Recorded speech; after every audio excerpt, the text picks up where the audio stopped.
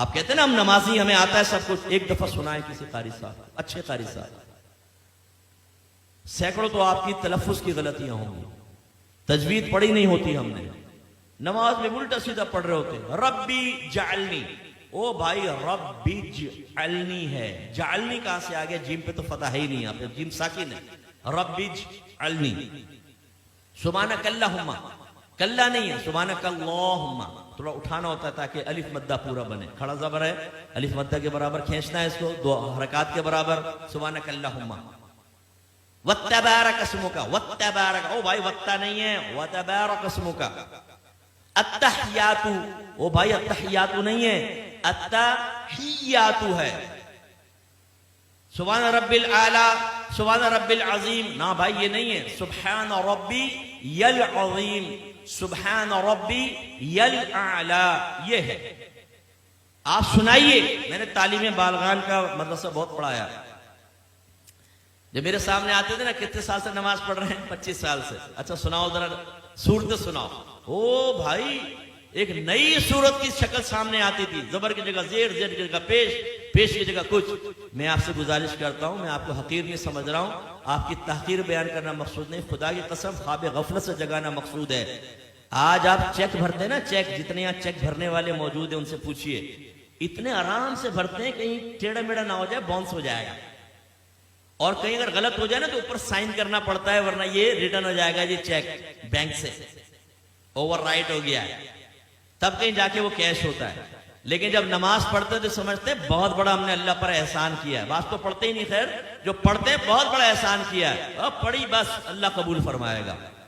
حالانکہ نبی کریم صلی اللہ علیہ وسلم فرماتے ہیں کہ بندہ بعض اوقات 60 برس تک نماز پڑھتا ہے لیکن اس کی ایک بھی نماز اللہ تعالیٰ کی بارگاہ میں قبول نہیں ہوتی، کیونکہ رکوع صحیح کرتا ہے تو سجدہ غلط کر دیتا ہے، سجدہ صحیح کرتا ہے تو رکوع غلط کر دیتا ہے۔ ایک روایت میں فرمایا بعض نمازی ایسے ہیں کہ مسجد کے دروازے سے باہر نہیں نکلنے پاتے کہ ان کی نماز پرانے کپڑے کی طرح لپیٹ کے اس کے منہ پہ مار دی جاتی ہے۔ ایک روایت میں فرمایا جب نمازی بعض اوقات نماز ختم کرتا ہے تو نماز اس سے یہ کہتی ہے اللہ تجھے ایسا ہی برباد کر دے جیسا تو نے مجھے برباد کیا۔ اس میں وہ خاص طور پہ سپر مین نوجوان یہاں بیٹھے ہوئے نا، جب نماز پڑھنے کھڑے ہوتے ہیں رکوع سجدہ، ایک دم سیدھے کھڑے ہو گئے، رکوع سجدہ، ابھی ہماری الحمد آدھی بھی نہیں ہوتی، 2 رکعتیں ختم کر لیتا، اور جب یہ سلام پھیرا کلٹی باہر،